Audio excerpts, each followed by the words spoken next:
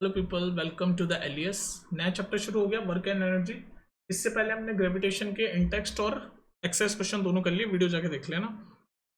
आज की वीडियो में हम जो वर्क एंड एनर्जी जो चैप्टर है उसके सारे इंटेक्स्ट क्वेश्चन कर लेंगे एक ही वीडियो में। और मैं कोशिश करूंगा कि हर कॉन्सेप्ट सिर्फ क्वेश्चन करने के मकसद से नहीं, हर कॉन्सेप्ट जो भी आ रहा है क्वेश्चन में वो आपको कॉन्सेप्ट भी समझाऊं और क्वेश्चन भी सॉल्व करें हम दोनों।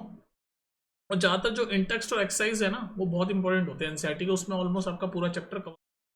तो हमेशा ध्यान रखना, इन टेक्स्ट और एक्सरसाइज क्वेश्चन तो बिल्कुल छोड़ के मत जाना है, तो वो करना ही करना है आपका। ये मान के चलो 90, बल्कि मैं तो ये बोल रहा हूँ 100% आपका पेपर इन टेक्स्ट और एक्सरसाइज क्वेश्चन से बन सकता है। हो सकता है लैंग्वेज चेंज कर दे, क्वेश्चन पूछने का तरीका अलग हो जाए। जैसे कोई क्वेश्चन है उसको एमसीक्यू में बता कन्वर्ट कर दें या किसी और पैटर्न में कन्वर्ट कर दें, पर कॉन्सेप्ट वही रहता है। जो इन टेक्स्ट और एक्सरसाइज में ऑलमोस्ट वो पूरा चैप्टर कवर कर ही लेते हैं, सारे कॉन्सेप्ट पे वो क्वेश्चन आपसे पूछते ही पूछते हैं। ठीक है, तो इन टेक्स्ट और एक्सरसाइज को अच्छे से समझा करो, रटा मत करो। इसीलिए मैं ये वीडियो लाया हूँ कि all Intex question in one video सारे हम करने की कोशिश करें। ठीक है, बातें नहीं करेंगे क्योंकि क्वेश्चन हमें करने हैं बहुत सारे। पहला क्वेश्चन कौन सा अभी देख लेते हैं, इतना बड़ा सा। तो पढ़ते हैं पहला question. A force of 7 Newton acts on an object, the displacement is से 8 मीटर। फोर्स 7 न्यूटन हुई, किसी ऑब्जेक्ट पर फोर्स लगाई 7 न्यूटन की, तो डिस्प्लेसमेंट हुई, डिस्प्लेसमेंट मतलब आसान भाषा में बोले तो मूवमेंट हुई इस ऑब्जेक्ट की 8 मीटर तक। फोर्स की डायरेक्शन में, मतलब जिस डायरेक्शन में फोर्स लगी उसी डायरेक्शन में मूवमेंट हो गई ऑब्जेक्ट की। कितनी मूवमेंट हुई? मूवमेंट, मैं डिस्प्लेसमेंट को आसान भाषा में मूवमेंट बोल रहा हूँ ताकि आपको समझ आए। डिस्प्लेसमेंट हुई 8 मीटर फोर्स की डायरेक्शन में। तो कह रहा है वो let us take it that the force act on the object through displacement, what is the work done in this case. Basically work done पूछ रहा है, तो हमें क्या दे रखा है। तो वर्क डन का सिंपल सिंपल फॉर्मूला होता है, पहले तो हमें जो पता है वो लिख रहे थे ना। तो फोर्स आ गया आपका मेरा 7 न्यूटन, फोर्स कितनी है 7 न्यूटन, और डिस्प्लेसमेंट कितना हो रहा है, डिस्प्लेसमेंट हो रहा है 8 मीटर का, डिस्प्लेसमेंट हो रहा है 8 मीटर। वर्क का फॉर्मूला क्या होता है, वर्क डन का फॉर्मूला होता है फोर्स इनटू डिस्प्लेसमेंट, एस, ये एस से डिनोट करते हैं। तो ये आपका फॉर्मूला होता है, तो बस सीधे अप्लाई कर दो। वर्क डन आपको पूछ रहा है, फोर्स है 7, डिस्प्लेसमेंट है 8, 8 से 56, और वर्क डन क्या किस में होता है, जूल, 56 जूल। सेकंड क्वेश्चन कह रहा है what, when do we say that work is done. हम कब कहते हैं कि वर्क हुआ है। तो अभी हमने प्रीवियस क्वेश्चन में क्या देखा, वर्क का फॉर्मूला क्या है, फोर्स इनटू डिस्प्लेसमेंट। ये तो हो गया मैथमेटिकल, मतलब इक्वेशन बता रखी है। पर इसको अगर मैं समझाना चाहूँ कि पूछ रहा है कि वर्क हो गया या वर्क हो रहा है, ये हम कब कहते हैं, when do we say that, ये पूछ रहा है। तो बस आपको इसको इतना समझो आसान भाषा में कि मान लो ये कोई ऑब्जेक्ट है, कोई भी ऑब्जेक्ट है, इसके ऊपर अगर मान लो मैं फोर्स लगाता हूँ, किसी ऑब्जेक्ट पे अगर हम फोर्स लगाते हैं और वो फोर्स की वजह से इस ऑब्जेक्ट में डिस्प्लेसमेंट हो जाता है, मतलब मूवमेंट हो जाता है। पहले यहाँ पर था ये ऑब्जेक्ट, और ये ऐसे घूम के मतलब थोड़ा सा आगे चल के यहाँ आ गया मान लो ये ऑब्जेक्ट, इसमें कितनी डिस्प्लेसमेंट हो गई, इतनी हो गई, ये एस, मतलब पहले यहाँ था यहाँ आ गया तो डिस्प्लेसमेंट हो गई। तो मतलब हम कह देंगे वर्क डन हो गया। तो इसको हम कैसे बोलेंगे, if a force is acting on a object, तो इस ऑब्जेक्ट पे फोर्स एक्ट हो रही है and the object is displaced, when a force is acting on an object and the object is displaced, then we say that the work is done. क्या बोलोगे, if a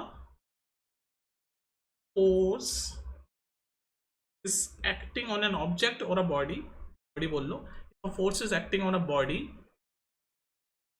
causes displacement, causes displacement, then we can say, then we can say that work is done.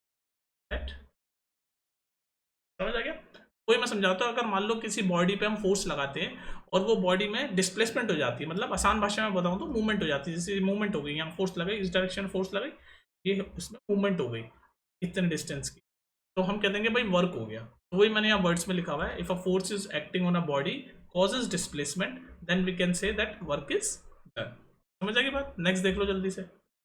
Question number 3 कह रहा है right an expression for the work done when a force is acting on an object in the direction of its displacement.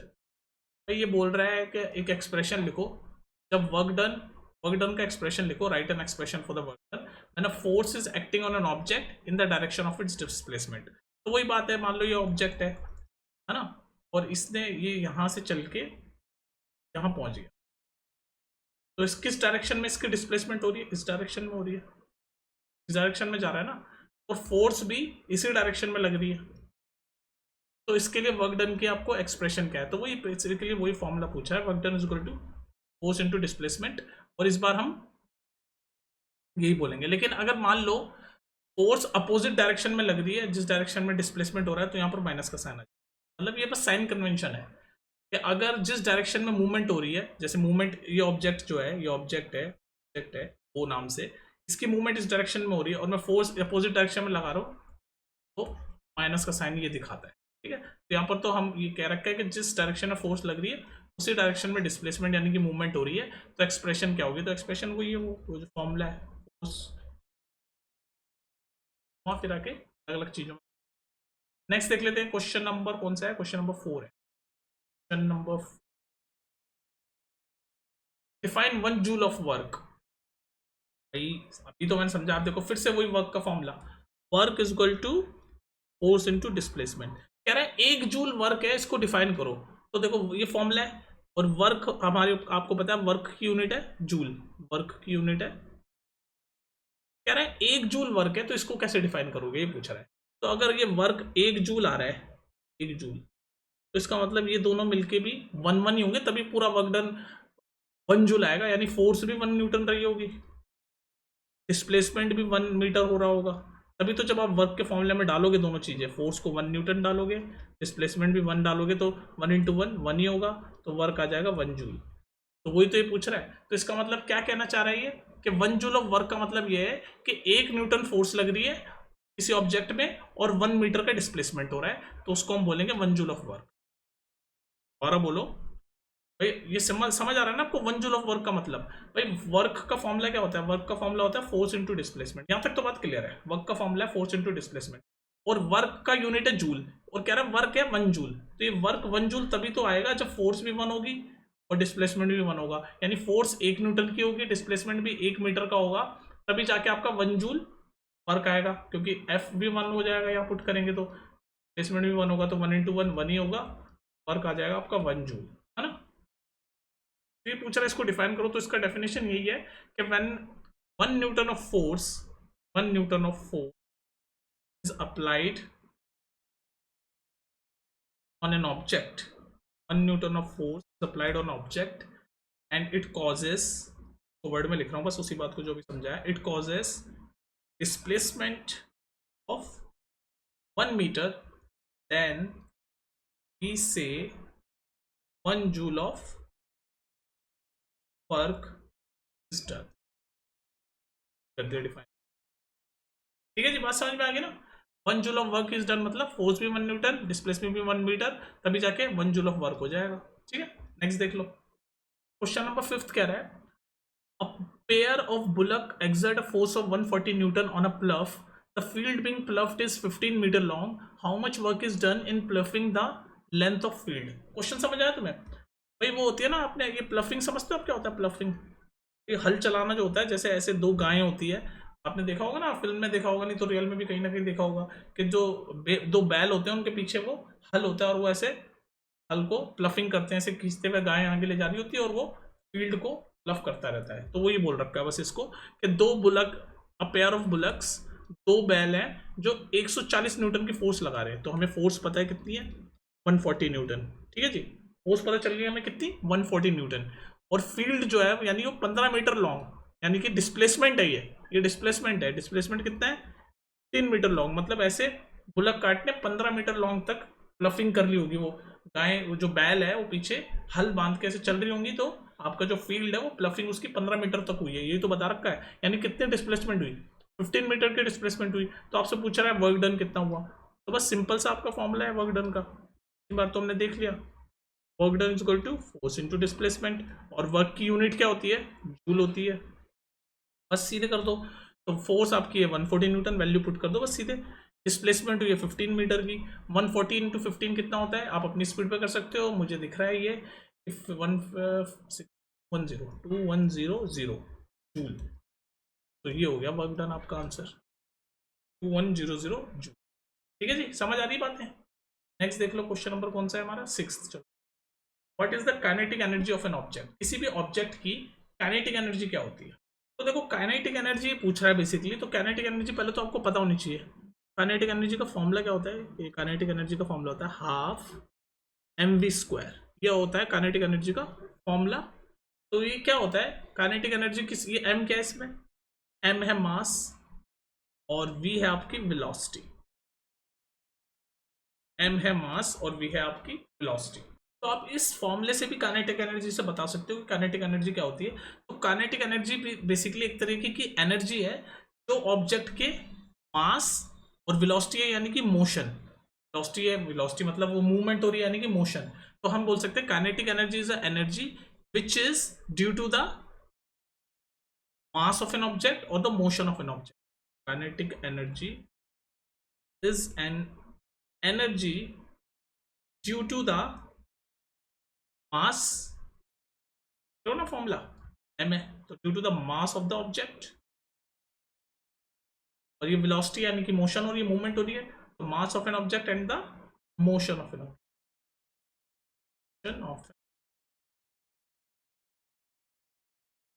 ठीक है जी, kinetic energy is an energy due to the mass of the object and the motion of an object. ये है जी। Next देख लो question number 7 क्या कह रहा, पढ़ लेते। Right an expression for the kinetic energy of an object. तो ये तो अभी हमने देखा, एक्सप्रेशन मतलब इक्वेशन पूछ रहा है, फॉर्मूला पूछ रहा है। तेरा जी फॉर्मूला ऑफ mv²। m क्या होता है, मास। क्या होता है, आगे बढ़ जाओ, ये तो रिपीट सा हो गया क्वेश्चन। क्वेश्चन नंबर 8 देखते हैं जी। क्वेश्चन नंबर 8 क्या कह रहा है हमसे। क्वेश्चन नंबर 8 कह रहा है the kinetic energy of an object of mass m moving with a velocity of 5 metre per second is 25 joule. क्या फुल स्टॉप है। तो हमें जो जो कह रखा है वो करेंगे हम। कोई भी क्वेश्चन आपको डील करना है ना, तो जो जो कह रहा है वो करते जाओ। तो कह रहा है the kinetic energy of an object of mass m। तो मास कितना है m, वेलोसिटी कितनी है, ये रही वेलोसिटी है 5 मीटर पर सेकेंड, और काइनेटिक एनर्जी उसकी आई 25 जूल। लिखा हुआ है ना the kinetic energy of an object. Kinetic energy एक ऑब्जेक्ट की जिसका मास m है और वेलोसिटी 5 मीटर पर सेकेंड है, वो है 25 जूल। काइनेटिक एनर्जी है 25 जूल। फिर आगे क्या कह रहा है, आगे कह रहा है what will be the kinetic energy. आगे कह रहा है काइनेटिक एनर्जी क्या होगी अगर वेलोसिटी को हम 3 टाइम्स कर दें, मतलब 3 गुना कर दें। तो ये वेलोसिटी पहले 5 है, तो यानी इसका 3 गुना यानी 5 × 3 15। तो वेलोसिटी अगर 15 हो जाए तो काइनेटिक एनर्जी क्या होगी, ये पूछ रहा है। ये हमें दे रखा है और कह रहा है कि वेलोसिटी 15 हो जाए, 3 टाइम्स हो जाए, तो काइनेटिक एनर्जी क्या होगी। तो हमें सबसे पहले तो बताओ काइनेटिक एनर्जी का फॉर्मूला क्या है। आप 2-3 बार ऑफ m यानी कि मास, v², v क्या है वेलोसिटी। ये हमारा काइनेटिक एनर्जी कैलकुलेट करने का फॉर्मूला है। तो बस इसी को यूज करके हम सॉल्व कर दें क्वेश्चन। तो सबसे पहले यहाँ से यहाँ पर काइनेटिक एनर्जी का फॉर्मूला डाल के हम यहाँ से पहले मास की m की वैल्यू निकाल लें। तो यहाँ पर मैं पुट कर रहा हूँ काइनेटिक एनर्जी, फॉर्मूला दोबारा लिख देता हूँ। इतनी बार इसलिए लिख रहा हूँ ताकि आपको याद ही हो जाए काइनेटिक एनर्जी का फॉर्मूला। अब बस वैल्यू पुट कर रहा हूँ मैं। तो काइनेटिक एनर्जी तो 25 जूल है, तो यहाँ लिख दिया मैंने 25 joule of as it is. Mass हमें निकालना है तो m, v 5 है, यहाँ पर स्क्वायर है तो 5 का स्क्वायर मैं डायरेक्ट लिख रहा हूँ 20। इसको इक्वेशन को सॉल्व करके आप m की वैल्यू निकाल सकते हो, तो मैं कर रहा हूँ। तो ये 2 उधर जाके मल्टीप्लाई हो जाएगा, तो 25 × 2 कितना होता है 50। इधर बच गया 25 m। तो यहाँ से m की वैल्यू क्या आ जाएगी 50/25, 50/25 जो कि 2 टाइम्स जाएगा। तो मास हो गया आपका 2 kg। तो इस इक्वेशन से हमें मास मिल गया 2 kg।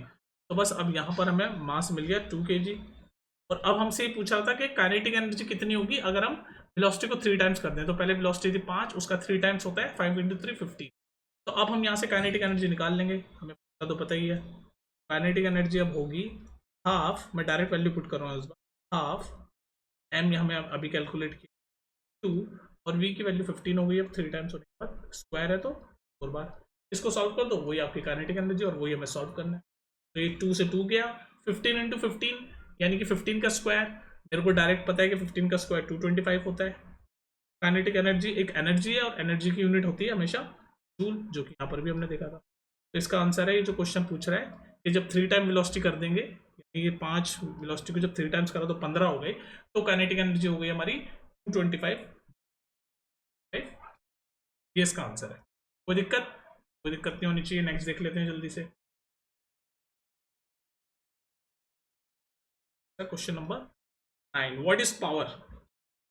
पावर क्या होता है? पावर, पावर बेसिकली पावर कुछ नहीं है। पावर का पहले तो फॉर्मूला देख लो। पावर क्या होता है? Work done per unit time. Work per unit, per मतलब upon time, work upon time ही पावर कहलाता है। और आपको पता है वर्क क्या है? जूल। और टाइम, वर्क की यूनिट क्या है? वर्क जो एक एनर्जी होती है उसकी यूनिट जूल है। टाइम की यूनिट क्या होता है? सेकंड। तो पावर की यूनिट हो गई जूल पर सेकंड, या फिर इसकी एक यूनिट है वॉट। पावर की यूनिट होती है वॉट। अब याद रखो पावर की ऐसा यूनिट क्या होती है? वॉट। याद रहेगी ये बात। तो पावर का फॉर्मूला है वर्क अपॉन टाइम टेकन। तो पावर, ये पूछा व्हाट इज पावर, तो हम बोल सकते हैं power is nothing but a work done in, work done by an object in unit time, या फिर work done by an object in time T. तो पावर की डेफिनेशन में क्या बोल सकते हैं? Power is work done by an object, by an object in time T, its unit is, ठीक है जी, व्हाट इज पावर। फॉर्मूला याद रहेगा वर्क अपॉन टाइम। पावर का फॉर्मूला याद कर लो, ये वर्क। नेक्स्ट देख लेते हैं। क्वेश्चन नंबर कौन सा चल रहा है? पानी पी लेता हूँ। Define 1 watt of power.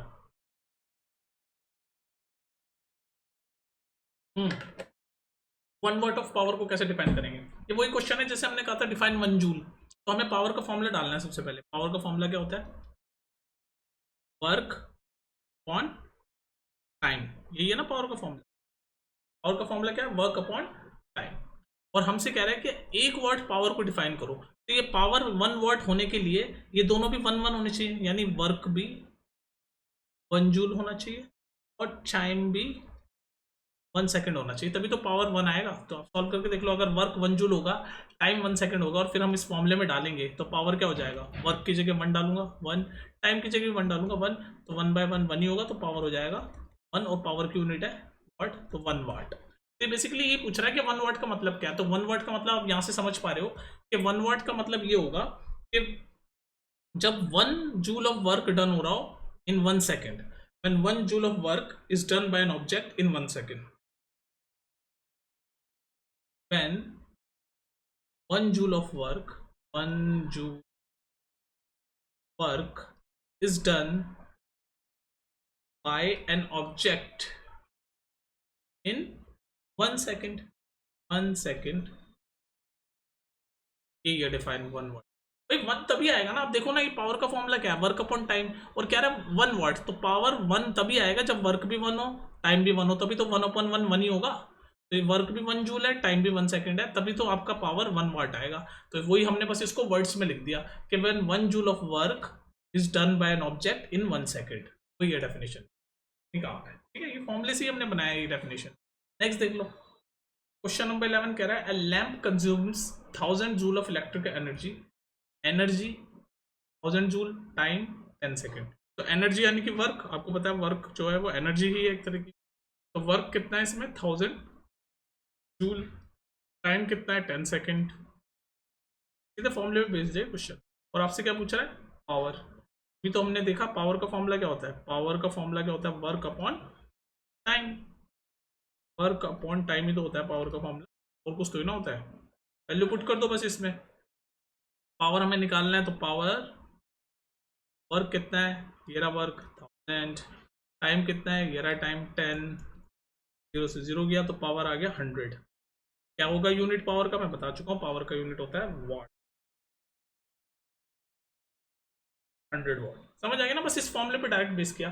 तो ये कंफ्यूज मत होना कि इलेक्ट्रिकल एनर्जी वर्क हमेशा एनर्जी होता है। वो किस टाइप की भी एनर्जी हो सकती है, इलेक्ट्रिक एनर्जी हो सकती है, और किस टाइप की एनर्जी होती है, पर है तो वो वर्क ही। जूल क्या है? एनर्जी का यूनिट है, ठीक है। और वर्क क्या है? एक तरह का एनर्जी ही है। नेक्स्ट देख लो। नेक्स्ट यानी कि लास्ट क्वेश्चन आई थिंक इस इन टेक्स्ट का। Define average power. Define average power क्या होता है? अब ये नया वर्ड आ गया एवरेज पावर। एवरेज पावर क्या है? तो एवरेज पावर कुछ नहीं है, एक रेशियो है टोटल वर्क का और टोटल टाइम टेकन। तो जैसे अभी पावर, हमें पावर का फॉर्मूला पता है। पावर का फॉर्मूला क्या होता है? पावर का फॉर्मूला होता है वर्क अपॉन टाइम, ये पावर का फॉर्मूला है। लेकिन यहां पर क्या बोला इसने? एवरेज वर्ड जोड़ दिया, एवरेज पावर। एवरेज पावर क्या होगा? एवरेज, हम किसी भी चीज की एवरेज निकालते हैं तो इसका मतलब उसमें बहुत सारी चीजें होती है। जैसे मान लो ऐसे आपके पास 1 2 3 ये सारी चीजें होती है, तो हम एवरेज कहते हैं इन तीनों का एवरेज निकालो। मैं इन तीनों को ऐड कर देता हूँ। मैथ्स में कॉन्सेप्ट होता है ना एवरेज का। तो एवरेज मतलब टोटल चीजें ले लेते हैं, जितनी भी चीजें ना उनका एवरेज निकालते हैं। तो बस वही कॉन्सेप्ट है आपका नॉर्मल मैथमेटिक्स कॉन्सेप्ट। ऐसे तो पावर का फॉर्मूला है वर्क अपॉन टाइम, पर एवरेज पावर का फॉर्मूला होगा total work upon total time. Total work, total work upon total time. मतलब अगर बहुत सारे वर्क दे रखे हो, जैसे वर्क 1 वर्क 2 वर्क 3, और इसका वर्क 1 का टाइम दे रखा है मान लो T1, वर्क 2 का टाइम दे रखा है T2, वर्क 3 का टाइम दे रखा है T3। तो बहुत सारे वर्क दे रखे हैं, बहुत सारे टाइम दे रखा है, और आपसे बोल रहे हैं एवरेज पावर बताओ। तो हम सब टोटल वर्क देखेंगे और उसको अपॉन टोटल टाइम से डिवाइड करेंगे, तो वो कहलाएगा एवरेज पावर। समझ रहे हो तुम? तो ये था बस इंटेक्स क्वेश्चन आपके खत्म हो गए इस चैप्टर के। अब हम नेक्स्ट वीडियो में करेंगे एक्सरसाइज क्वेश्चन। और इसमें अगर कोई क्वेश्चन आपको समझ ना आया हो तो मुझे बताना। और दूसरी मेरे को तुम्हारी हेल्प चाहिए, हेल्प चाहिए, help help help help help me, help करो मेरी, हेल्प। कैसे हेल्प करोगे मेरी? हेल्प आप ऐसे करो कि मुझे आप सजेस्ट करो कि मैं स्पीड बताओ कि मैं कोई फास्ट तो नहीं पढ़ा रहा हूँ या स्लो पढ़ा रहा हूँ। जैसे मैंने ये क्वेश्चन कराया, कितने मिनट हो गए? आई थिंक 21 मिनट हो गए, है ना? 21 मिनट में हमने सारे इंटेक्स क्वेश्चन इस चैप्टर के कंप्लीट कर। तो आप मुझे बताओ, क्या मैंने बहुत फास्टली बता दिया? फास्टली बता दिया तो मैं स्लो करूँगा, स्लो बता दिया तो फास्ट करूँगा। तो आप मेरे को हेल्प करो, मुझे पता नहीं चल रहा है, ठीक है? और दूसरी बात कि तो नेक्स्ट आप करोगे एक्सरसाइज, उसको करने से पहले इंटेक्स क्वेश्चन पूरे देख लेना, क्योंकि वो वीडियो भी जल्दी आ जाएगी आपकी एक्सरसाइज वाली भी। मोस्ट प्रोबेबली कल भी आ सकती है, ठीक है? कल नहीं आएगी तो उसके नेक्स्ट डे तो आएगी। तो पहले इंटेक्स के सारे क्वेश्चन कर लेना, और ग्रेविटेशन का इंटेक्स प्लस एक्सरसाइज जरूर कर लेना, उसमें बहुत सारे क्वेश्चन हैं। लास्ट में आपको अगर आप प्रिपरेशन करोगे तो फिर दिक्कत आएगी। ये वर्क डन वगैरह में तो फिर भी कम क्वेश्चन है, हो जाएगा। और देखो ये 20 मिनट की वीडियो में सारा कंप्लीट हो गया। लेकिन जो ग्रेविटेशन चैप्टर है ना, gravitation next question exercise question थोड़े ज़्यादा है। 50-50 एक घंटे की वीडियो बनी है मैंने, क्योंकि अच्छे से एक्सप्लेन किया है। तो उसमें थोड़ा टाइम लगेगा, तो मैं रिकमेंड करूँगा ये चैप्टर पहले निपटा दो। जो मुश्किल चैप्टर है वो पहले निपटाया करो। आसान चैप्टर तो आप जो एग्जाम्स के 1-2 दिन पहले जो छुट्टी मिलती है उसमें भी कर सकते हो। चलो फिर मिलते हैं नेक्स्ट वीडियो में। Take care.